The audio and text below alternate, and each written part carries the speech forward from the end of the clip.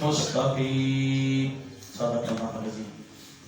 محترم دوستو، بزرگوں، نوجوان ساتھیوں، مختصر حمد و ثنا کے بعد سورہ زخرف آیت نمبر 43 اللہ تعالیٰ کا ارشاد ہے کہ آپ اس چیز کو تھامے رکھیں، مضبوطی سے تھام لیں جو آپ کی طرف وحی کی گئی ہے، تو پھر آپ صراط مستقیم پر ہیں۔ یہ والا مہینہ عربی مہینوں میں سے رجب کا مہینہ، اس میں ہمارے بھائیوں نے بہت سی ایسی چیزیں اپنے پاس سے بنا لی ہیں جن کا شریعت کے ساتھ کوئی تعلق نہیں ہے، کسی صحیح حدیث سے ثابت نہیں ہے۔ ان اعمال میں سے ایک عمل، جب رجب کے مہینے میں پہلا جمعہ آتا ہے، اس سے جو پہلی رات جسے شب جمعہ کہتے ہیں، اس میں ایک نماز، یہ صلاۃ الرغائب ہے، اس کا اتنا ثواب ہے، کسی حدیث سے یہ ثابت نہیں ہے۔ پھر یہ جو لیلۃ الاسراء اور معراج ہے، اسراء اور معراج تو قرآن پاک سے ثابت ہے، صحیح احادیث سے ثابت ہے کہ نبی علیہ الصلوۃ والسلام کو اسراء بھی کروایا گیا، راتوں رات مکہ سے بیت المقدس، اور پھر بیت المقدس سے آسمان، ساتواں آسمان، پھر اوپر، پھر ساری تفصیل کے بعد رات ختم ہونے سے پہلے، یہ تو ثابت ہے۔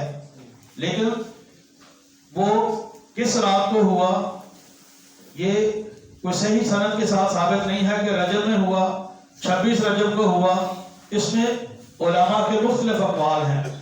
تو پھر اس کو خاص کرنا کہ چونکہ اسی رات میں ہوا ہے، چلو بفرض محال مان لیتے ہیں کہ یہ 26 رجب ہی ہے، کسی کی تحقیق اس میں پہنچ گئی ہے کہ 26 رجب ہی اسراء اور معراج ہے، تو پھر کیا اس رات کے لیے کوئی خاص عبادت بھی ہے کہ یہ معراج کی رات ہے، اس میں اتنی نمازیں پڑھنی ہے، اس میں یہ کرنا ہے؟ چونکہ رات کو معراج ہوا ہے، اس سے اگلے دن روزہ رکھنا ہے، اس کا اتنا ثواب ہے، تو یہ کہاں سے آیا؟ یہ کہیں سے بھی نہیں آیا، اس کی کوئی دلیل نہیں ہے۔ بلکہ صحیح مسلم کی حدیث نمبر 1144 اس میں نبی علیہ السلام نے فرمایا کہ لا تختصوا لیلۃ الجمعۃ بقیام من بین اللیالی، یہ شب جمعہ کو باقی راتوں سے تم خاص نہ کرو کہ عبادت کرنی ہے تو صرف اسی رات کو کرنی ہے، ولا تخصوا، اور نہ تم خاص کرو جمعہ کے دن کو کہ جمعے کے دن کا ہی روزہ رکھنا ہے۔ تو عبادت جس میں شریعت نے کوئی خاص دن مقرر نہیں کیا، اس میں اپنی طرف سے کوئی دن مقرر کر لینا، یہ شریعت اس کو منع کرتی ہے، نبی علیہ السلام نے اس سے منع فرما دیا۔ تو 26 رجب کو ہی اگر مان لیا جائے کہ اسراء اور معراج ہوا ہے، تو پھر اس رات کی عبادت کیا نبی علیہ السلام نے واپس تشریف لا کے صحابہ کرام کو یہ حکم جاری کر دیا تھا کہ نہیں صحابہ کرام دیکھو اتنا بڑا عمل ہوا ہے، تو آئندہ سے آپ نے اس رات کی عبادت کیا کرنی ہے، اگلے دن آپ نے روزہ رکھنا ہے؟ اگر تو ایسا ہوتا تو پھر تو ٹھیک ہے، لیکن ایسا ہوا نہیں ہے۔ نبی علیہ السلام کو اسراء اور معراج یہ مکہ میں ہوا ہے، پھر اس کے بعد ہجرت ہوئی، پھر 10 سال مدینہ میں رہے، کبھی بھی اس شب کو نبی علیہ السلام نے خصوصی کوئی نہیں فرمایا کہ بھی رات وہ آ رہی ہے، خیال کرنا بھی رجب کی رات کہیں آپ سے رہ نہ جائے۔ تو جب جس نبی علیہ السلام کا ہم نے کلمہ پڑھا ہے، جس سے ہم شریعت لیتے ہیں، انہوں نے نہیں دی، تو پھر کسی اور کو بھی اجازت نہیں ہے کہ دین کے اندر کوئی چیز داخل کر دے۔ جب اس پیارے حبیب علیہ السلام نے اس رات کا اس طرح کا اہتمام نہیں دیا، اگلے دن روزے کا اہتمام نہیں دیا، تو پھر ہمیں خاص نہیں کرنا چاہیے۔ بندہ رات کی عبادت کرنا چاہتا ہے تو کسی بھی رات کو کر لے، وہ کہے کہ جی میں نے اسی رات کرنی ہے، بس جمعے کے دن کا ہی روزہ رکھنا ہے، میں نے عربی مہینے کی 11ویں تاریخ کو ہی یہ کام کرنا ہے۔ تو بھئی جب شریعت نے کسی رات کو کسی دن کو مقرر نہیں کیا، تو اس رات اور دن کو مقرر کرنے سے صحیح مسلم کی جو روایت ہم نے آپ کو سنائی وہ روک رہی ہے. اللہ کے نبی علیہ السلام روک رہے ہیں کہ جو چیز ہم نے نہیں دی اسے اپنی طرف سے شریعت میں داخل نہ کرو. تو اسی طرح 22 رجب اس میں بعض جگہ پہ کہ جی یہ امام جعفر صادق رحمۃ اللہ علیہ کے نام کے کنڈے ہیں. اس دن امام جعفر رحمۃ اللہ علیہ ان کی پیدائش ثابت ہی نہیں ہے، اور جو ثابت ہے جو محققین علماء نے لکھا ہے وہ یہ ہے کہ اس دن امیر المومنین حضرت امیر معاویہ رضی اللہ تعالی عنہ ان کا یوم وفات ہے. جن کو ان سے دشمنی ہے وہ خوشی مناتے ہیں اور اس کو نام دے دیا کہ امام جعفر رحمۃ اللہ علیہ ان کے کنڈے ہیں، جبکہ وہ تو حضرت امیر معاویہ رضی اللہ تعالی عنہ صحابی رسول ان کی وفات کا دن ہے. تو یہ بھی افسوس کی بات ہے کہ ہمارے عام بھائی اس میں شریک ہو جاتے ہیں. تو یہ چونکہ ایک مہینے کے اندر کتنی ساری چیزیں یہ اپنی طرف سے کہ کوئی کسی رات میں کوئی کسی دن میں یہ پورے مہینے کے اندر اس طرح کے امور چلتے ہیں. تو ہم نے سوچا کہ سنت کی اہمیت بتا دی جائے کہ شریعت کہاں سے لیتے ہیں، سنت کی کیا اہمیت ہے، اور بدعات کا نبی علیہ السلام نے کیسے رد کیا ہے. تو اللہ تعالیٰ یہ فرماتے ہیں کہ فَاسْتَمْسِكْ بِالَّذِي أُوحِيَ إِلَيْكَ، آپ اس چیز کو جو آپ کی طرف وحی ہوگی ہے اسے مضبوطی سے تھامے رکھیں، اسے ادھر ادھر نہ ہونا. إِنَّكَ عَلَىٰ صِرَاطٍ مُسْتَقِيمٍ، تب آپ صراط مستقیم پر ہیں. جب آپ ہر نماز میں کہتے ہیں نا اهْدِنَا الصِّرَاطَ الْمُسْتَقِيمَ اهْدِنَا الصِّرَاطَ الْمُسْتَقِيمَ، فرضوں میں بھی پڑھتے ہیں، نفلوں میں بھی پڑھتے ہیں، سنتوں میں بھی پڑھتے ہیں کہ اهْدِنَا الصِّرَاطَ الْمُسْتَقِيمَ، یا اللہ سیدھے راستے پہ چلاتے رہنا، یا اللہ سیدھے راستے پہ چلاتے رہنا. ہر بندہ اپنا اپنا جائزہ لے لے، اگر تو وہ ان چیزوں کے اندر شریک ہے تو پھر صراط مستقیم سے وہ ادھر کو بھی ہو گیا ہے ادھر کو بھی ہو گیا ہے. نبی علیہ السلام نے ایک دفعہ زمین پر کھاد کھینچا، پھر اس کے دائیں بھی کھاد کھینچ دیا، بائیں بھی کھینچ دیا، کتنے سارے کھاد کھینچ دیے. آپ نے فرمایا کہ یہ صراط مستقیم ہے، یہ جو ادھر والا رستہ ہے ادھر کو جا رہا ہے، صراط مستقیم کا ادھر کو ہوتا ہے ادھر کو ہوتا ہے، دائیں ہوتا ہے بائیں ہوتا ہے، وہ سارے رستوں کے اوپر شیطان بیٹھا ہوا ہے. تو صراط مستقیم کیا ہے؟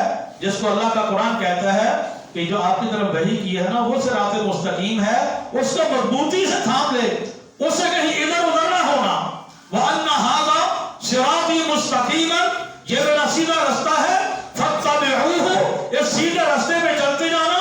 وَلَا تَتَّبِعُوا السُّبُلَ، یہ جو راستہ کوئی ادھر کو آپ کو کھینچتا ہے، کوئی ادھر کو کھینچتا ہے، کوئی دائیں کو کھینچتا ہے، کوئی بائیں کو کھینچتا ہے، ان رستوں پہ آپ کے نہیں چلنا، یہ تمہیں سیدھے راستے سے دور کر دیں گے. سورۃ الجاثیہ اس کی آیت نمبر 18 میں اللہ تعالیٰ نے فرمایا ثم جعلناك على شریعۃ من الامر فاتبعها ولا تتبع اهواء الذين لا يعلمون، ہم نے شریعت کی ایک بہترین راہ پہ آپ کو چلا دیا ہے، آپ اس پہ چلتے رہے، لوگوں کی خواہشات کے پیچھے نہ چلیں. جو شریعت کی حتم راہ، جو رستہ، جو مضبوط طریقہ، جو واضح رستہ جو ہم نے آپ کو دے دیا ہے آپ اس پہ چلتے رہیں، دائیں بائیں ادھر ادھر نہ ہونا. سورہ نساء کی آیت نمبر 59 اللہ تعالیٰ فرمائے کہ یا ایھا الذین آمنوا اطیعوا اللہ و اطیعوا الرسول و اولی الامر منکم، اے ایمان والو اللہ کی اطاعت کرو، اس کے رسول صلی اللہ علیہ وسلم کی اطاعت کرو اور اپنے حکام کی اطاعت کرو. فَإِن تَنَازَعْتُمْ فِي شَيْءٍ فَرُدُّوهُ إِلَى اللَّهِ وَالرَّسُولِ، اگر کسی بات میں تنازع ہو جائے، اختلاف ہو جائے تو صرف اللہ سے پوچھنا ہے، اس کے قرآن سے پوچھنا ہے، آپ نے صرف رسول سے پوچھنا ہے صلی اللہ علیہ وسلم، آپ کی صحیح احادیث سے پوچھنا ہے. تیسری کوئی چیز قرآن مجید نے یہاں بتائی نہیں، صرف دو سے پوچھنا ہے. تو اللہ کے نبی علیہ السلام نے یہ جو اس مہینے کے اندر جو کچھ ہمارے بھائی کرتے ہیں کوئی چیز نہیں دی، تو پھر ہم نے لینا کس چیز کو ہے؟ اللہ کے قرآن کو لینا ہے اور اس کے پیارے حبیب علیہ السلام کے فرمان کو لینا ہے. سورہ نساء کی آیت نمبر 65 میں اللہ تعالیٰ فرمایا فَلَا وَرَبِّكَ لَا يُؤْمِنُونَ शजरा बैनहुम, उतनी देर तक वो लोग मोमिन ही नहीं हो सकते जितनी देर तक अपने जहां जहां भी इख्तिलाफ हो जाए, हाकिम फैसला करने वाला वो प्यारे हबीब अलैहिस्सलाम को ना बना ले। नबी अलैहिस्सलाम जो फैसला कर दे उसी पे रुक जाए। फिर उसके बाद क्या होगा? सुम्मा ला यजिदू फी अनफुसिहिम हरजन मिम्मा क़ज़ैत, फिर जो नबी अलैहिस्सलाम रास्ता दे दे, जो फैसला कर दे, उस बारे में किसी के दिल के अंदर कोई ऐसा भी नहीं होना चाहिए कि पता नहीं फैसला सही है कि गलत है। नहीं, ईमान ही चला जाता है अगर नबी अलैहिस्सलाम के दिए हुए रास्ते, दिए हुए फैसले से बंदा इनहिराफ करता है कि नहीं ठीक है, सोने महबूब का भी रास्ता ठीक है, लेकिन अभी गलत मारी नहीं ना, फलां भी तो इतना बड़ा इमाम था ना, फलां भी तो इतना बड़ा आलिम दीन है ना, उसके पास भी तो कितना बड़ा इल्म है।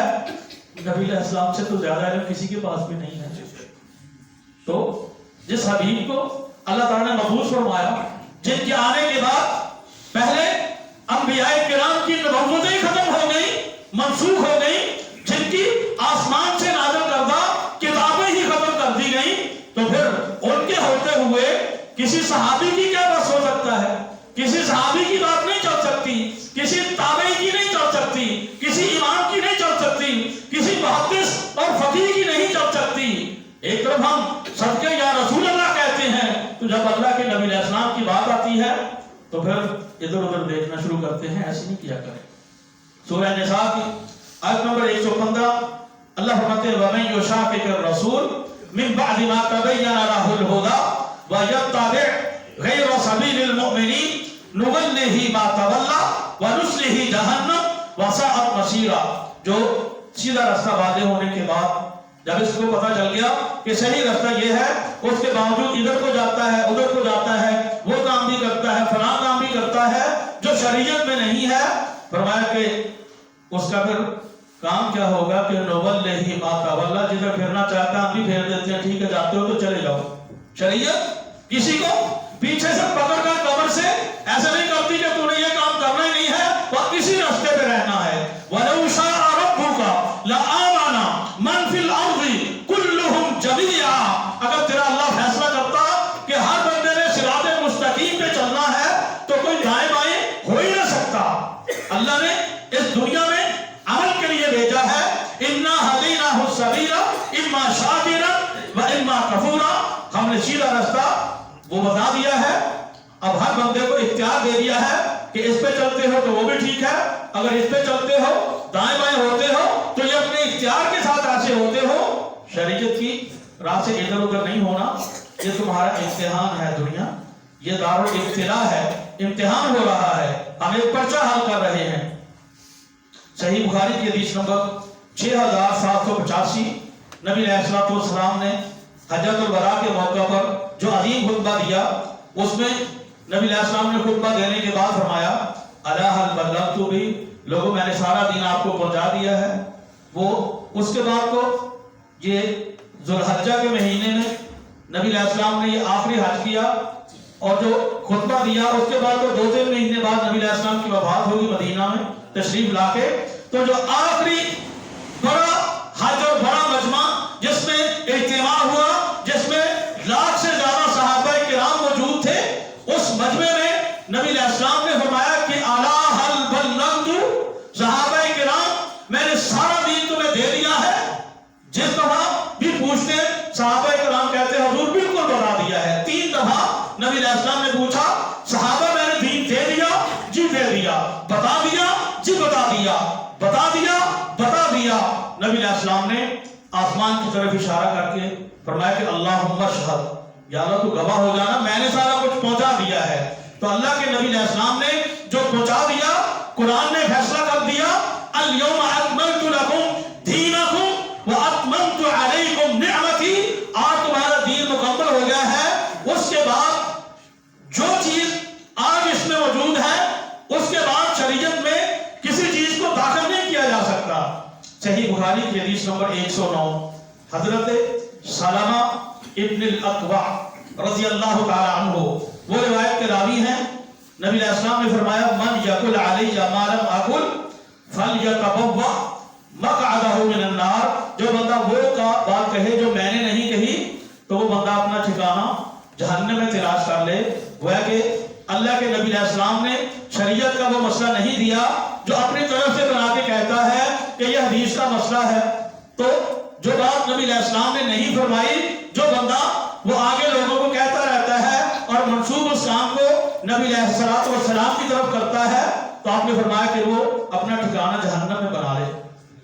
सही बुखारी की हदीस नंबर 2697 नबी अलैहिस्सलाम ने फरमाया मन अहदथ फी अमरिना हाज़ा मा लैसा मिन्हु फहुवा रद्दुन, जिस बंदे ने शरीयत में कोई ऐसा काम दाखिल कर दिया जो कि इसमें नहीं था, तो वो काम उसका मरदूद हो जाएगा, वो काम उसका रद्द है, उसे लिया नहीं जा सकता। और इमाम मालिक रहमतुल्लाह अलैह, बड़ा मशहूर उनका कौल है, वो फरमाते हैं कि जो बंदा दीन के अंदर कोई नई चीज दाखिल करता है, फक़द ज़अमा अन्ना मुहम्मदन सल्लल्लाहु अलैहि वसल्लम क़द खाना रिसालता, कि नऊज़ुबिल्लाह वो बंदा ये समझता है कि मोहम्मद सल्लल्लाहु अलैहि वसल्लम ने नबूवत पूरी नहीं दी, जो उसमें सारी चीजें थी, सारी चीजें नहीं पहुंचाई, बल्कि कुछ चीजें लोगों के लिए छोड़ दी, वो नबी अलैहिस्सलाम ने आगे पहुंचाई नहीं। तो ऐसे ही हुआ ना कि जो शरीयत में नई चीज दाखिल करता है, वो ये समझता है कि ये बात नबी अलैहिस्सलाम को बतानी चाहिए थी जो नहीं बताई। तो इमाम मालिक फरमाते हैं जो शरीयत में नई चीज दाखिल करता है, वो नबी अलैहिस्सलाम के ऊपर तहमत लगाता है, बहतान लगाता है। ऐसा तो नहीं है। जिसका ईमान है उन्होंने कह दिया कि हुजूर आपने पहुंचा दिया, नबी अलैहिस्सलाम ने फरमाया कि अल्लाह तू गवाह हो जाना, मैंने पहुंचा दिया है। और सही मुस्लिम की हदीस नंबर 867 नबी अलैहिस्सलाम जब खुतबा दिया करते थे, इज़ा खतबा अहमरत ऐनाहु, जब आप खुतबा देते तो आपकी आंखें वो सुर्ख हो जाती, व अला सौतुहु, और आपकी आवाज ज्यादा बुलंद हो जाती, वस्तद्दा गाज़बहु, खुतबा देते हुए कभी आप अलैहिस्सलाम उनका गुस्सा भी ज्यादा हो जाता, खुतबा देते अल्लाह की तौहीद बयान करते, शिरक की नफी करते हुए नबी अलैहिस्सलाम ऊंची आवाज से भी बताते कि ये गलत हो रहा है, ये ठीक है, ये ऐसे है। तो उसके बाद फरमाया करते अम्मा बाद फ़इन्ना खैरल हदीस किताबुल्लाह, जो बेहतरीन चीज है, बेहतरीन किताब वो अल्लाह की किताब है।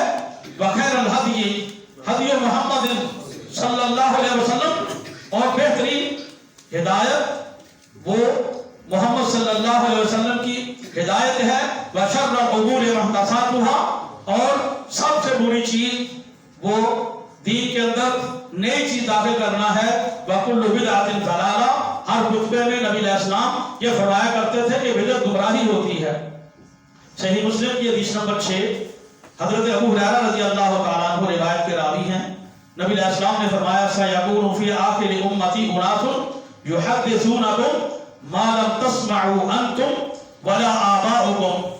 आखिरी वक्त में जब इस उम्मत का आखिरी वक्त आ जाएगा तो उसमें कुछ ऐसे लोग हो जाएंगे, आपको ऐसी ऐसी हदीसें बयान करेंगे, ना आपने सुनी होगी ना आपके बाप दादा ने सुनी होगी, पता नहीं कहां कहां से लाके उसका कनेक्शन जोड़ा करेंगे कि ये भी हदीस है, ये भी हदीस है।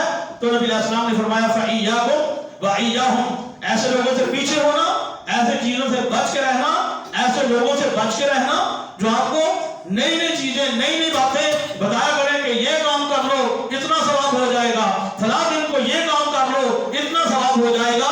तो नबी अलैहिस्सलाम ने फरमाया कि आपको बड़ी बड़ी हदीसें बयान किया करेंगे, युहद्दिसूनकुम, तुम्हें हदीस बयान करेंगे जो आपने कभी सुनी नहीं होगी। तो आज का ये जो आपका मीडिया का दौर है ना, सुबह सुबह आप देखते हैं कि बरमार हो जाती है, इतना कुछ आपके इनबॉक्स में आया होता है कि पता नहीं कोई सही हदीस है, ज़ईफ है, मौजू है, मनगढ़ंत है, उसका शरीयत के साथ ताल्लुक है नहीं है, जिसके सामने जो आता है वो आगे फॉरवर्ड किया जाता है और ये समझते हैं कि हम तबलीग दीन कर रहे हैं। ऐसी बात नहीं है। तबलीग दीन क्या होती है?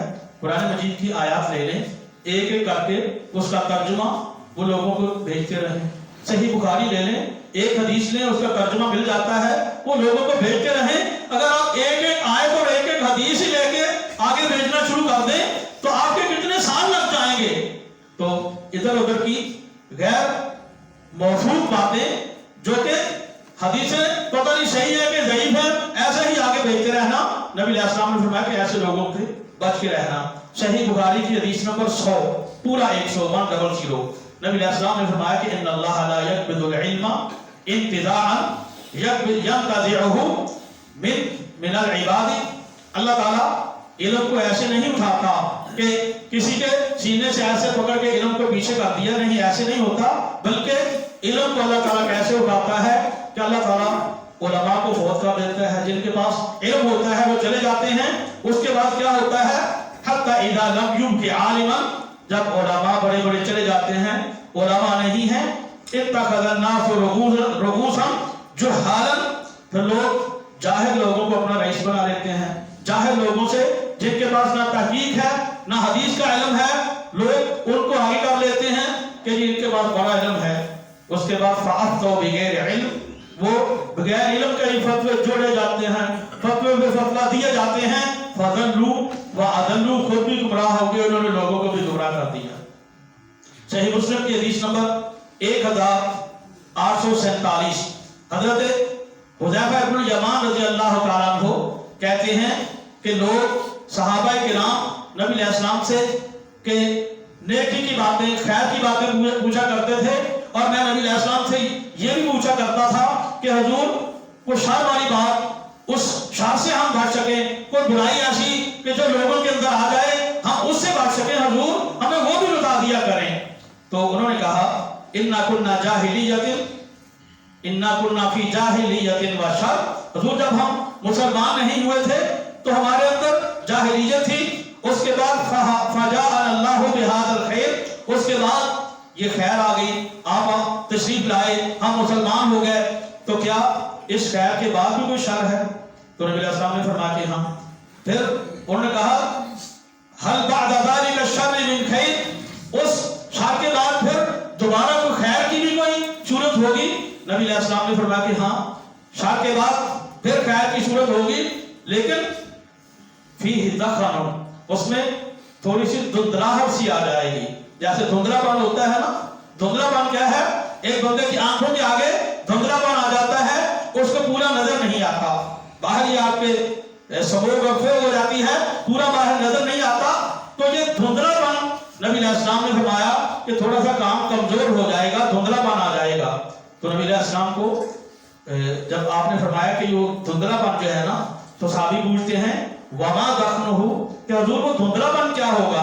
تو آپ نے فرمایا قوم یستنون بغیر سنتی ویہدون بغیر ہدی، لوگ میری سنت کے علاوہ اور بھی بڑی چیزوں کو کہا کریں گے کہ یہ بھی سنت ہے، یہ بھی سنت ہے، میرے ہدایت، میرے سیدھے راستے کے علاوہ لوگ یہ بھی کہا کریں گے کہ یہ بھی مان لو، یہ بھی کر لو، یہ بھی عمل کر لو۔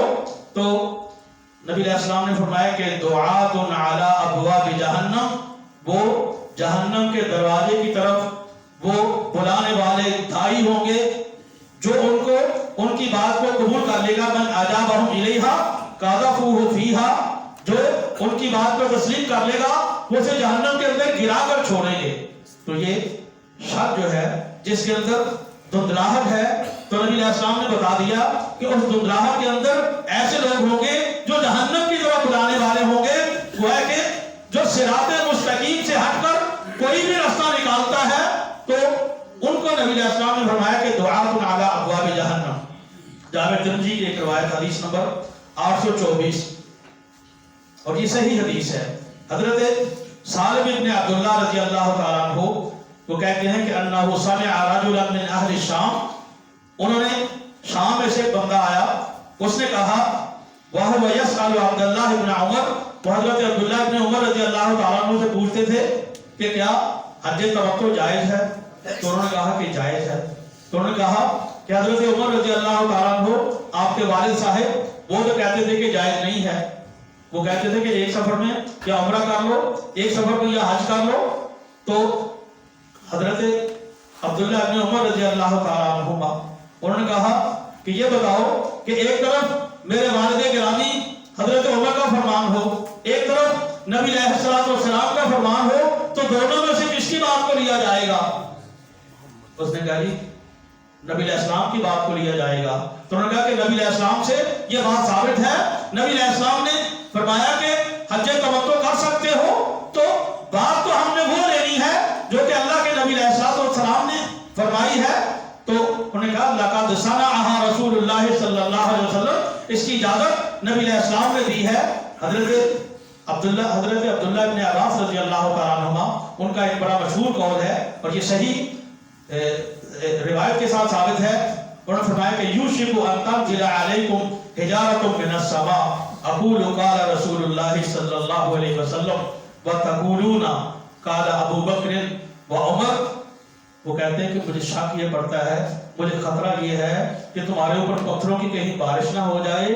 میں تمہیں بات بتاتا ہوں کہ نبی علیہ السلام نے ایسے کہا تھا، تم کہتے ہو کہ ابو بکر نے ایسے کیا، عمر نے ایسے کیا رضی اللہ عنہ. اب حضرت عبداللہ ابن عباس رضی اللہ تعالیٰ عنہما وہ سمجھتے ہیں کہ نبی علیہ السلام کے مقابلے میں ابو بکر صدیق کی بات، عمر فاروق رضی اللہ تعالیٰ عنہ ان کی بات پیش نہیں کی جا سکتی. تو حضرات جو ان کے بعد ہے، جو صحابہ کے بعد ہیں، جو ابو بکر ایسا جو درجہ نہیں رکھتے، جو عمر فاروق والا رضی اللہ عنہم اجمعین وہ درجہ نہیں رکھتے، ان کی بات میں بندہ پکا ہو جائے کہ جو مرضی کر لو، اے گل نہیں چھٹنی، بس یہی ماننی ہے، ایسے کرنا ہے، ایسے کرنا ہے. تو حضرات یہ حضرت عبداللہ ابن عباس رضی اللہ تعالیٰ عنہما انہوں نے بڑا واضح فرما دیا. اب ترغیب و ترہیب میں ایک روایت ہے اور یہ صحیح روایت ہے. شیخ البانی رحمۃ اللہ علیہ انہوں نے بھی اس روایت کو صحیح کہا. نبی علیہ السلام نے فرمایا ان اللہ حجب التوبۃ عن کل صاحب بدعۃ حتی یدع بدعتہ. جو بندہ شریعت کے اندر نئی بات داخل کرتا ہے، اللہ اس سے توبہ کا دروازہ ہی بند کر دیتا ہے. اس کی توبہ اتنی دیر تک اللہ قبول نہیں کرتا جتنی دیر تک وہ اپنی توبہ کو چھوڑ نہیں دیتا. اور حضرت عبداللہ ابن مسعود رضی اللہ تعالیٰ عنہ، شیخ البانی رحمۃ اللہ علیہ نے اپنی مختلف کتابوں میں اس کا تذکرہ کیا. ان کی یہ کتاب اصلاح المساجد ہے، اس میں بھی صحیح سند کے ساتھ بیان کیا کہ حضرت عبداللہ ابن مسعود رضی اللہ تعالیٰ عنہ کہا کرتے تھے اتبعوا ولا تبتدعوا فقد کفیتم. تم صرف اتباع کرتے رہو، کتاب و سنت کے پیچھے چلتے رہو، بس ان دونوں کو تھامے رکھو، ان کو چھوڑ کر کسی اور نئی نئی چیزیں نہ لیا کرو. فقط کفیتم، جو تمہیں دے دیا گیا ہے وہ تمہارے لیے کافی ہے. اللہ تعالیٰ سے دعا ہے کہ اللہ تعالیٰ ہمیں کتاب و سنت کا فہم نصیب فرمائے، اس کے مطابق عمل نصیب فرمائے. اللہ تعالیٰ بدعات سے بچنے کی، روکنے کی توفیق عطا فرمائے. وآخر دعوانا الحمدللہ رب العالمین.